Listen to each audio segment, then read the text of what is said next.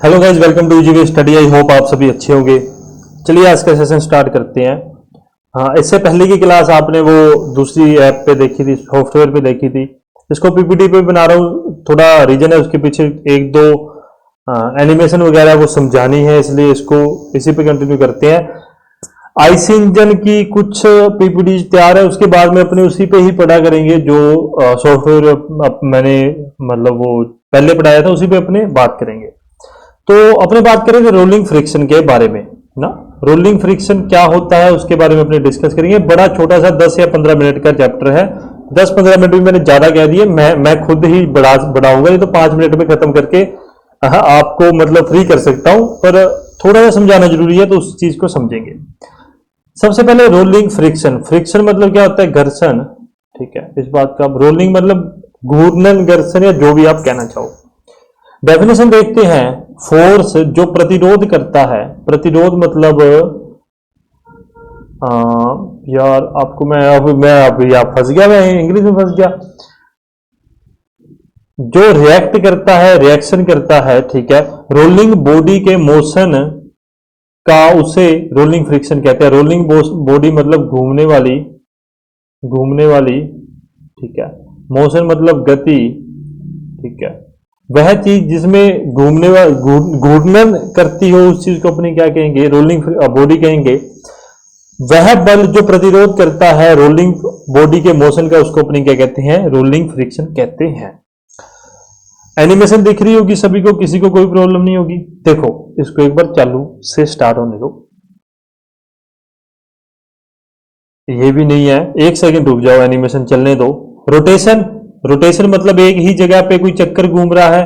Translation मतलब एक जगह से दूसरी जगह पे जाना, और उन दोनों को मिला के अपने क्या बनाएंगे? रोलिंग बनाएंगे। मतलब रोटेशन प्लस, देखो अभी ट्रांसलेशन इज इक्वल टू क्या होता है? रोलिंग होएगा। इस बात को आप समझ जाओगे। रोटेशन मतलब आप समझोगे घूमना, ट्रांसलेशन मतलब एक जगह से दूसरी जगह पे जाना, और रोलिंग मतलब उसको, मतलब उन दोनों को मिला के अपने रोलिंग पहिया। ठीक है, अपने अपने बात करते हैं अभी नॉर्मली। अभी गियर पढ़ के हटे, अभी ये गियर पढ़ के हटे है ना अपने। अब मैं क्या करता हूं, उस गियर को उस शाफ्ट के ऊपर, वो घूम रहा है, वो घूम रहा है एक शाफ्ट के ऊपर, एक सिंपल गियर है, ठीक है, उसको मैं कह दूंगा रोटेशन। यदि गियर हटा दें, रोटेशन आप समझ गए हो। किसी अन्य चीज को एक जगह से दूसरी जगह बिना घुमाए मैं लेके जाऊं, मतलब वो गियर घूम नहीं रहा, उसको मैं एक जगह से दूसरी जगह पे शाफ्ट पे लेके जा रहा हूं, वो घूम नहीं रहा, ठीक है, उसको मैं कह दूंगा ट्रांसलेशन कह दूंगा। मेरे को हिंदी के शब्द नहीं पता, इसीलिए मैं आपको समझा रहा हूं हिंदी वालों को। अब यदि साथ में वो गियर घूमे और साथ में मैं उसको मूव करूं, घूमता घूमता घूमता घूमता, तो उसको मैं कह दूंगा रोलिंग। इतनी बात आप समझ गए होगी, इस बात में आपको कोई भी प्रॉब्लम नहीं होगी। एग्जाम्पल लिखना है तो एग्जाम्पल लिख लेना। क्या? रोलिंग ऑफ बॉल, बॉल का घूमना, व्हील ऑन द ग्राउंड मतलब पहिए का सतह पर चलना, ठीक है, ये इसके एग्जाम्पल है। आगे बहुत ही ज्यादा बच्चों वाला टॉपिक है ये, कोई ज्यादा इतना इंपॉर्टेंट नहीं है। हाँ, ये देखो, मैं हमेशा आपको एक बात कहता हूं, एग्जाम पॉइंट ऑफ व्यू से पढ़ो, subjective point of view, sorry objective point of view से पढ़ो। ऐसे चाहे जितनी मर्जी बातें करते रहे, कोई प्रॉब्लम नहीं है, परंतु एग्जाम पॉइंट ऑफ व्यू से, ऑब्जेक्टिव पॉइंट ऑफ व्यू से बहुत ही लिमिटेड बातें होती हैं जो करने लायक होती हैं अपने पास। कोफिशिएंट ऑफ फ्रिक्शन, घूर्णन गुणांक कहते हैं इसको, घर्षण गुणांक कहते हैं इसको। इस बात को ध्यान में रखेंगे। लैंग्वेज में क्या होता है? It is the ratio of rolling friction to the weight of the object, मतलब यह है घूर्णन, घर्षण व ऑब्जेक्ट मतलब वस्तु के भार के अनुपात को कहते हैं क्या? घर्षण गुणांक। अभी यहां पर कुछ वैल्यूज हैं, उस बारे में अपने समझते हैं। ठीक है, एफ क्या है, एफ आर लिख लो, रोलिंग के बारे में बात कर रहे हैं तो एफ क्या है, नहीं सबसे पहले देखो पी, पी फोर्स है, बल है। ठीक है, पी बल है जो इसको आगे की तरफ मूव कर रहा है, मतलब ये घूम रही है उस बल के कारण। ठीक है, कौन, ये बॉल है, बॉल है, गेंद है ये, इस बात को भी ध्यान में रखेंगे। ये घूम रही है तो यहां पर नीचे मैं मानता हूं एक फोर्स लगेगा जिसको मैं कहता हूं फ्रिक्शन, ओ सॉरी रोलिंग फ्रिक्शन, है ना, रोलिंग फ्रिक्शन फोर्स लगेगा यहां पे, उसको मैं यहां पे लेके आ रहा हूं, यहां पे मैं बात करूंगा तो वो हो जाएगा एफ आर। डब्ल्यू क्या है, भार है, भार है या वेट है इस ऑब्जेक्ट का, इस वस्तु का भार है। और आर एन क्या है, रिएक्शन है, प्रतिक्रिया बल है। ठीक है, इस बात को भी, रिएक्शन आप सभी ने पढ़ा होगा, इस बात को भी ध्यान में रखेंगे।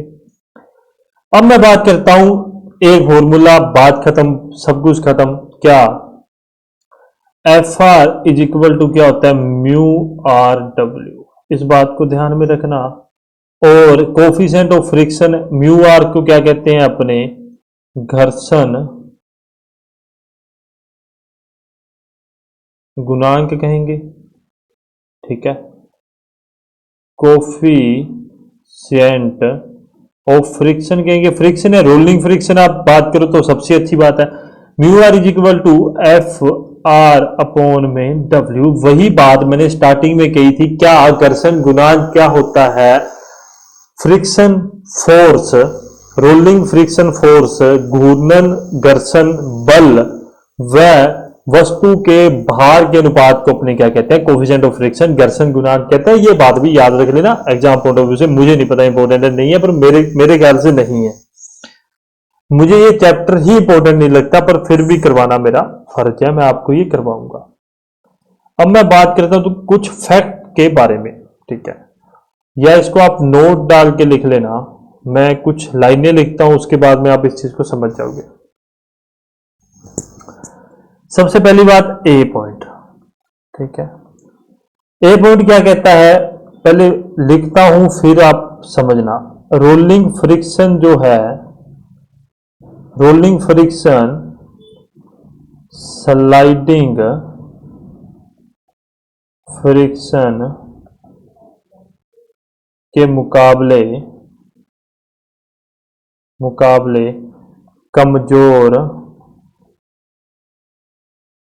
होती है। अब मैं बताता हूं स्लाइडिंग फ्रिक्शन क्या होता है, रोलिंग फ्रिक्शन आप पढ़ दिया। एक मतलब मोटिवेशनल वाली फोटो आपने देखी होगी यार, थोड़ा सा ध्यान रखो, थोड़ी सी मैं बात बताता हूँ। एक मोटिवेशन वाली फोटो देखी होगी जहां पर एक बॉक्स होता है। ठीक है, नहीं मैं इस बॉक्स को यहाँ नहीं बताता, अभी आपको थोड़ा सा उस चीज से थोड़ा मोटिवेशन वाला वो फील आएगा। एक बॉक्स है, यहाँ पर भी एक बॉक्स है, ठीक है, यहाँ पर भी एक बॉक्स है, और एक व्यक्ति क्या कर रहा है, उस बॉक्स को चीर रहा है, मतलब उस चीज को करके और उसको गेंद में बदल रहा है। ठीक है, अभी उसमें मतलब कोई एक व्यक्ति है, वो इसके धक्का लगा रहा होगा। ठीक है, कोई एक व्यक्ति इसके धक्का लगा रहा होगा, दूसरा व्यक्ति भी इसके धक्का लगा रहा होगा, इसी प्रकार से तीसरा व्यक्ति भी इसके धक्का लगा रहा होगा। इस बात को आप समझ गए। और यहाँ पर जो व्यक्ति खड़ा था वो क्या कर रहा था, वो छेनी और हथौड़े से उस चीज को चीर के बॉल में चेंज कर रहा था। बिल्कुल ठीक है, ये मोटिवेशन कोट आपने सभी ने देखा होगा, ये मोटिवेशन फोटो आपने सभी ने देखी होगी, प्रैक्टिकल लाइफ में आपको समझा रहा हूं। अभी क्या होता है, ये जो व्यक्ति है यहाँ पे समय लगाता है और ये व्यक्ति अभी तक आगे पहुंच जाते हैं, परंतु जब ये व्यक्ति चलना स्टार्ट करता है, ठीक है, इसको मैं ए व्यक्ति कहता हूं, इसको बी कहता हूं, इसको मैं सी कह देता हूं, इसको डी कह देता हूं। जब बी चलना स्टार्ट करता है तो वो यहां सबसे आगे पहुंच जाता है। ठीक है, वो क्या करता है, सबसे आगे पहुंच जाता है। क्यों? क्योंकि रोलिंग फ्रिक्शन जो है वो क्या होता है, इतना ज्यादा मजबूत नहीं होता वो। क्योंकि देखो, जब अपने किसी गेंद या गोल चीज को मतलब किसी सतह के ऊपर घुमाते हैं तो वो आसानी से उसके ऊपर मतलब क्या मैं इसको लैंग्वेज में यूज करूं, वो आसानी से उसके ऊपर घूमती है ना। ठीक है, अपने बॉल को ऐसे मतलब चला के मारा या फर्श पे रख के ऐसे फेंका तो वो आसानी से घूमती हुई आगे चली जाएगी। परंतु दूसरी तरफ मैं कोई बॉक्स ले लेता हूं और उसको ऐसे धक्का मारता हूं, तो वो क्या होगा, वो जितनी दूर बॉल जा सकती है उतनी दूर नहीं जाएगी। ठीक है, स्लाइडिंग फ्रिक्शन जो होगा, स्लाइडिंग को पता नहीं मैं हिंदी में क्या कहेंगे, जो स्लाइडिंग फ्रिक्शन होगा वो क्या होगा, वो ज्यादा होगा रोलिंग फ्रिक्शन के मुकाबले। अब आप ये बात समझ गए होंगे, थोड़ा सा आपको ये बात मैंने समझा दी है। ठीक है, इस बात से मैं थोड़ा सा आपको मोटिवेशन वाली बात बता देता हूं। कोई भी टॉपिक करो रोलिंग फ्रिक्शन से ही करो। ठीक है, समय लगा दो, समय लगा दो, समय की कोई बात नहीं है, समय की कोई पाबंदी नहीं है अपने पास बहुत समय है। कुछ एक भाई बंधु या कुछ एक दोस्त हैं जो कंपनीज वगैरह जो प्रोफाइल में है, गवर्नमेंट जॉब में है, तो उनके लिए बात नहीं है। जो जो व्यक्ति डेडिकेटली तैयारी कर रहा है उन सब की बात है। तो समय अपने आराम से लगा सकते हैं, किसी को कोई प्रॉब्लम वाली बात नहीं है। आप आराम से अपनी स्टडी कीजिए, हर एक टॉपिक को, एक एक पॉइंट को उसको पढ़ो, उसको समझो, देन अपने आगे मूव करेंगे, मतलब आप लोग आगे मूव कीजिए। बी पॉइंट की मैं बात करता हूं। बी पॉइंट में यदि मैं डिस्कस करूं, एक सेकंड, ऑडियो वगैरह सब ओके है ना? हाँ, बी पॉइंट में बात करूं, इसको भी मैं लिखता हूं फिर समझाऊंगा। यदि सरफेस की स्मूथनेस बढ़ेगी तो रोलिंग फ्रिक्शन फोर्स क्या होगा, कम होगा। ऑब्वियस ही बात है। ठीक है, कैसे मैं समझा देता हूं, एक सेकंड। एक अपने पास सतह है इस प्रकार की। ठीक है, एक अपने पास सतह है इस प्रकार की, इस पे मैंने क्या किया, एक अपने पास सतह है कुछ इस प्रकार की ना, मैं इसको भी थोड़ा सा टेढ़ा मेढ़ा कर देता हूं। ठीक है, अब मैंने क्या किया, इसके ऊपर मैंने एक बॉल ली। ठीक है, और मैंने बॉल पे एक बल लगा दिया, मतलब पी बल से इसको आगे बढ़ाया। वो बॉल क्या करेगी, वो बॉल यहां तक ही पहुंच पाएगी। क्यों? क्योंकि यहां पर क्या है, सतह स्मूथ नहीं है, सतह मतलब उबड़ खाबड़ है सतह, इसलिए।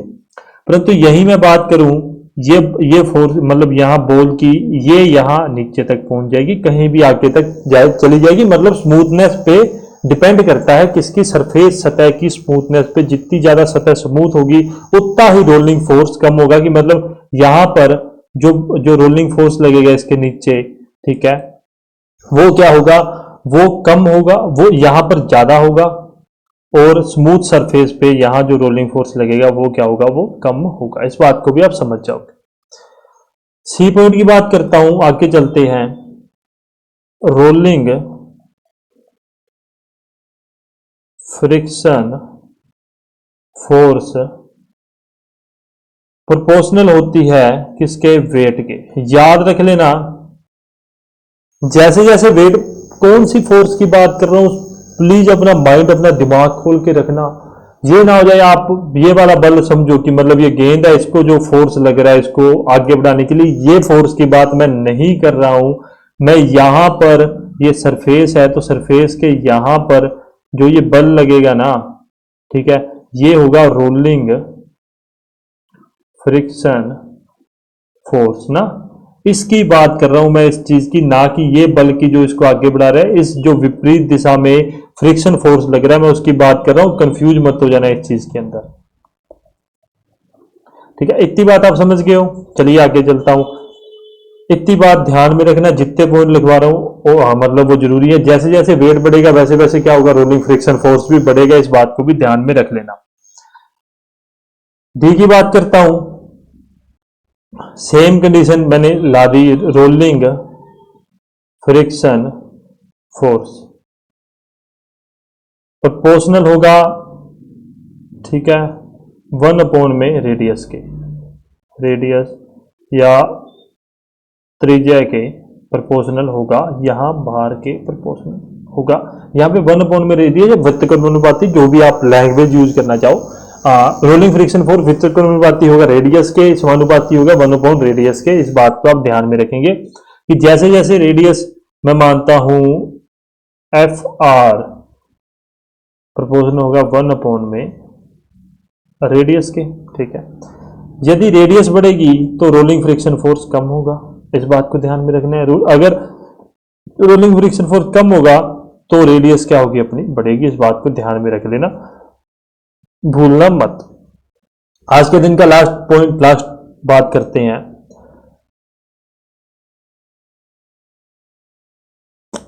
जो रोलिंग ऑब्जेक्ट होता है, ठीक है, जो रोलिंग ऑब्जेक्ट होता है, जो रोलिंग ऑब्जेक्ट या बॉल जिसे अपने कहते हैं, ठीक है, वो क्या करती है, वह सतह, सतह मतलब क्या, सरफेस, सरफेस के साथ पॉइंट कांटेक्ट में होती है, पॉइंट कांटेक्ट में होती है। क्या बिंदु संपर्क में होती है, ठीक है। अब आप कहोगे सर ऐसा कैसा, हमारे को बोल रहे सरफेस कांटेक्ट में नहीं, पॉइंट एक बिंदु ही टच होता है। मैं समझाता हूं, ये वो सतह है, ये वो रोलिंग बॉल है, ठीक है। ये मैंने बॉल भी थोड़ा सा एक से, अरे अरे ये क्या कर दिया, हाँ, तो अभी मैं क्या करता हूँ, पेन चेंज करता हूँ, तो ये जो बॉल है ना, ये ऐसा कुछ होगी, ठीक है। तो यहाँ, सॉरी पेन और एक मिनट, हाँ, यहाँ पे ये, यहाँ जो पॉइंट बनेगा ना, इसको कहते हैं पॉइंट कांटेक्ट। उसी तरफ मैं दूसरी तरफ बात करूं, जैसे कोई बॉक्स की, तो वो यहाँ पे नीचे वाली साइड, नीचे वाली साइड वो क्या रहेगा, नीचे वाली साइड वो क्या, सरफेस कांटेक्ट में रहेगा, ठीक है। उसकी पूरी सतह कांटेक्ट में है, परंतु रोलिंग ऑब्जेक्ट की एक पॉइंट कांटेक्ट में होता है। ये जितने भी आपको मतलब फैक्ट लिखाए हैं ना, वो सभी आपके एग्जाम पॉइंट ऑफ व्यू से इंपॉर्टेंट है। और यहीं पे ये थी अपनी मोस्ट मतलब इंपॉर्टेंट बातें थी, वो मैंने खत्म कर दी हैं। बहुत ज्यादा लंबा जुड़ा अभी टॉपिक नहीं बचा है, सिर्फ शॉक एब्जॉर्बर अपने नहीं करेंगे अभी के लिए, फिलहाल उसको छोड़ के आगे चलेंगे, क्योंकि आगे मेरे को समय बहुत मिलेगा। ऐसी बात नहीं है कि अपने पास समय नहीं होगा, ये बहुत ही जल्दी, मतलब ये जो मेन जितनी अपने जो प्रॉब्लम वाले टॉपिक थे ना, वो पहला बेसिक था, वो अपना लगभग कंप्लीट होने वाला है। उसके बाद में आईसी इंजन वगैरह और ये अपने फटाफट निपटा देंगे। उसके बाद में जो टॉपिक रह जाएंगे और एमसीक्यूज वगैरह, ठीक है, वो अपने अगर समय मिलेगा तो करेंगे, ठीक है। समय नहीं मिलेगा, इसलिए मैं पेड कोर्सेज में एमसीक्यूज लेके आ रहे हैं, उस बारे में बाद में अलग से वीडियो में अपने डिस्कस करेंगे, अभी डिस्कस नहीं करूंगा। अगर वीडियो अच्छी लगी लाइक कमेंट और शेयर करना, चैनल सब्सक्राइब करना, इजी स्टडी ऑफिशियल नाम से टेलीग्राम ग्रुप पर ज्वाइन करना। आई होप आपका दिन शुभ जाए, धन्यवाद।